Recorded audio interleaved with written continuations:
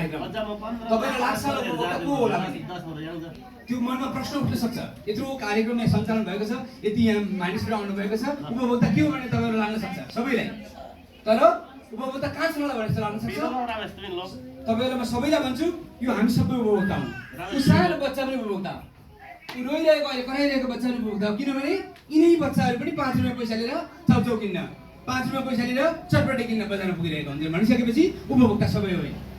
यहाँ देखेका सबैले खाटामा बस्ने हामी अगाडिका यहाँ उत्पादक हुन्, सुन्नु है राम्ररी, यहाँ उत्पादक हुन्, चाहे यहाँ उद्योगपति हुन्, चाहे राजा महाराजा हुन्, जो हुन्, यिनीहरू सबै उपभोक्ता हुन्। सबैले उपभोग गर्छन्, कुनै ठाउँमा उपभोक्ता गर्छन्, तिनीहरू उपभोक्ता हुन्। त्यसैले उपभोक्ताको अधिकार सुन्नु है, तपाईँ उपभोक्ताको अधिकार छ। कसैले केही कुरा बेचेर तपाईको स्वास्थ्यमा प्रतिकूल असर भएमा त्यसले तपाईहरुले चाहिँ तपाईको अधिकार छ, तपाईहरुले क्षतिपूर्ति पाउनुहुन्छ, तपाईहरुले कुनै ठाउँमा उजुरी दिँदाखेरि त्यहाँ कारबाही हुने व्यवस्था छ। त्यही हामी आज बुझाउन यो यत्रो टोली यो ठाउँमा मार्गमा आइपुगेछ।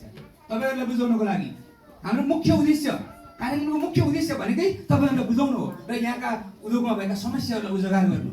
यहाँ हामी किन आयौँ त भनिसकेपछि यदि जनमानसले यदि हामीले बुझायौँ भने केही न केही हुन सक्छ। तपाईहरुलाई लाग्न सक्छ होइन किन प्रश्न गर्नु, अब जाउजाउ पाइहाल्यो गएर पकाएर खाउँ न भन्ने होइन। किनकि तपाईहरुको एउटा प्रश्नले गर्दाखेरि तपाईहरुको स्वास्थ्य बढ्न सक्छ, तपाईहरुको आउने जेनेरेसनले नयाँ कुरा सिक्न सक्छन्।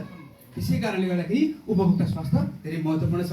र तपाईलाई म पहिलो कुरा के भन्छु भने उपभोक्ता सम्बन्धी कुनै कुरा नराम्रो, कुनै कुरा कुहिएको बेचिरहेको छ चामलहरू, कुनै कुरा चाहिँ डेट एक्सपायर भएको बेचिरहेको छ, यदि तपाईलाई डेट एक्सपायर हेर्न आउँदैन भने तपाईले नै भन्ने साउजी यसको डेट एक्सपायर कहाँ छ मलाई देखाउनु त भन्दिने। तपाईले हेर्न आउँदैन भने पनि इनफ त्यति भनिसकेपछि ऊ कहाँ सक्छ कहाँ छ यो डेट एक्सपायर, ल एउटा फोटो खिचिदिनु मलाई, मेरो मोबाइल छ यसबाट फोटो खिचिदिनु त यहाँ म पनि हेर्छु भन्नु। त्यति भनिसकेपछि मान्छे सबै कुरा बुझिसक्छ कि। र तपाईहरुलाई त्यस्तै समस्याहरू आएछ भने नजिकको स्थानीय कार्यालय, जनप्रतिनिधि हुनुहुन्छ, विद्यालय छ, प्रहरी कार्यालय छ, उस्तै भएन जिल्ला प्रशासन कार्यालय छ र हाम्रो कार्यालय उद्योग कार्यालय छ, त्यहाँ तपाईहरुले भन्नुपर्छ।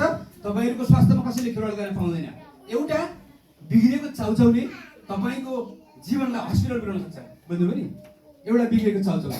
त्यसै कारणले गर्दा हामी किन यसरी गाउँको दूरदराजमा आइरहेका छौँ आज यस्तो कार्यक्रम लिएर भन्दाखेरि हामी सबै कुरा कति यहाँ हामीले सुनेका पनि छौँ बजारमा डम भएका कुराहरू, यहाँ बजारमा चाहिँ डेट एक्सपायर भएका कुराहरू गाउँमा पठाइदिउँ न भन्ने पनि हामीले चाल पाएका छौँ। सुन्नु है, यो सबैले ध्यान दिएर सुन्नु होला। भरे त्यस्तो कुराहरू हामी सुनेका छौँ, त्यसै तपाईँहरूलाई सचेत गराउन हामी आज यहाँ आइपुगेका छौँ। एटलिस्ट म तपाईँहरूले एउटा के कुरा अनुरोध गर्छु भने तपाईँहरूले एउटा पसलमा पुगिसकेपछि अब यहाँ धेरै कुरा भन्दिनँ, तपाईँहरूलाई कानुन छ, उपभोक्ता संरक्षण भन्ने ऐन छ, कानुन छ, संविधानमा लेखिएको छ। तपाईँले नबुझे पनि तपाईँहरूको लागि धेरै कानुन लेखिसकेका छन्। अहिले भर्खरै उपभोक्ता अदालत गठन भएको छ, त्यो उपभोक्ता अदालतले मान्छेलाई कारबाही पनि गरिसकेको छ झुक्याउने मान्छेहरूलाई। भनिसकेपछि तपाईँहरू चाहिँ सचेत हुनैपर्छ, बुझ्नु है। एउटा शिक्षकले क्लासमा पढाउँदै हुनुहुन्थ्यो अरे, बुझ्नु है कुरा, अनि संसारमा वीर को हो भनेर चाहिँ सरले सोध्नु भएछ।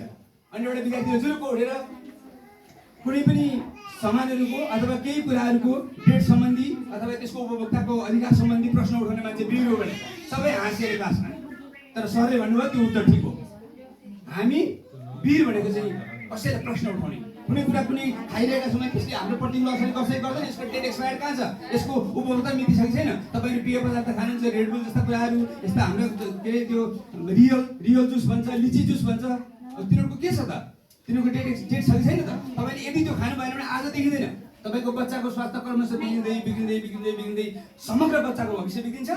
समग्र बच्चाको भविष्य बिग्रिनु समग्र गाउँको भविष्य बिग्रिन्छ, समग्र जिल्ला, राष्ट्र, देशको भविष्य बिग्रिन्छ। एउटा सानो रियल जुसले आजको बच्चा भोलि पढ्न लाग्यो, तपाईँले थाहा छ यहाँको बच्चा जति छन्। अनि यिनीहरूलाई सच्चा उपभोक्ता भएर तपाईँहरूले बजारमा किन्न पठाउँदाखेरि सरहरूले सिकाउनुहुन्छ, यहाँ प्रधान व्यवसायी अफिसमा पनि हुनुहुन्छ, यहीँ बसिरहनु भएको छ, उहाँहरूले पनि सिकाउनुहुन्छ स्कुलमा। तपाईँहरूले एटलिस्ट हेर्नै आउँदैन भने अङ्ग्रेजीबाट लेखेको हुन्छ, यो के अरे उत्पादकहरू पनि धेरै बाटा छन्, किनभने त्यो अङ्ग्रेजीबाट सानो अक्षरले लेखेको हुन्छ। त्यो डेट एक्सपायर डेट जाने विधि चाहिँ तपाईँहरूले हेरेन भने साउजी देखाउनुहोस् त भन्दैन, देखाउनुहोस् मलाई यो कहाँ छ, यहाँ त्यो यो उपभोक्ता मिति छ कि छैन यस कुराको भन्ने कुरा, त्यो कुरा त्यस्तो कुराहरू तपाईँले चाहिँ सचेत भएर गर्नुपर्छ। तपाईँहरूको लागि नियम बनेका छन्, कानुन बनेका छन् र अघि उजुल गर्ने निकाय भइसकेको जिल्ला प्रशासन छ, ती 2 घण्टाको दूरीमा हाम्रो कार्यालय छ, उद्योग वाणिज्य कार्यालय, स्कुल छ, जनप्रतिनिधि हुनुहुन्छ, तपाईँहरूले त्यसको बारेमा चाहिँ भन्ने। अब सबैभन्दा पहिला तपाईँहरूले जाँदाखेरि मैले अघि सुरुमै भनिसकेको छु, तपाईँको स्वास्थ्य सबैभन्दा महत्त्वपूर्ण धन हो। पैसा ठुलो कुरो होइन, हुन त पैसा तपाईँले ठुलो कुरो भने पैसा धेरै कुरो भन्नुहुन्छ, तर पैसा कमाउन सकिन्छ, तर स्वास्थ्य एकचोटि बिग्रियो सिद्धियो, तपाईँ लाइफ लङ बिग्रिसक्यो। स्वास्थ्य धन, त्यो स्वास्थ्यको धन चाहिँ तपाईँले निर्माण गर्नुपर्छ। स्वास्थ्यको धन त्यसै निर्माण हुँदैन। स्वास्थ्यको धन निर्माण हुँदा हरेक पाइला पाइलामा तपाईँले बिचरा के खाइरहेको छु, बिहान के खाइरहेको छु, बेलुका के खाइरहेको छु, दिउँसो के खाइरहेको छु, सुन्नु है। तपाईँले गाउँमा जति उत्पादन गरेका चिजहरू छन् त्योहरू खानु भनेको तपाईँको लागि महान हो। त्यो सहरका बजारका प्याकेट गरेका 2-4 यसो त्यो पानीमा चिनी घोलेका जुसहरू केही नै होइन। तपाईँको यो धाराको पानी त्यो जुस रियल जुस भन्दा 100 टाइम राम्रो। यति कुरा बुझ्नु तपाईँहरूले, त्यो बुझाउनु पनि अब आज हामी। अर्को कुरा, सबैले उत्पादन गरेको यहाँ कोदो छ, फापर छ, यस्ता कुराहरू भनेका चाहिँ सहरका चाउचाउ भन्दा 100 गुणा राम्रा हुन्थ्यो। त्यो खानुपर्छ। अहिले सहरियाहरूले खोजी खोजी पिठो, खोजी खोजी कोदो, खोजी खोजी फापर खाइरहेको छन् किनेर गाउँ गाउँ गएर।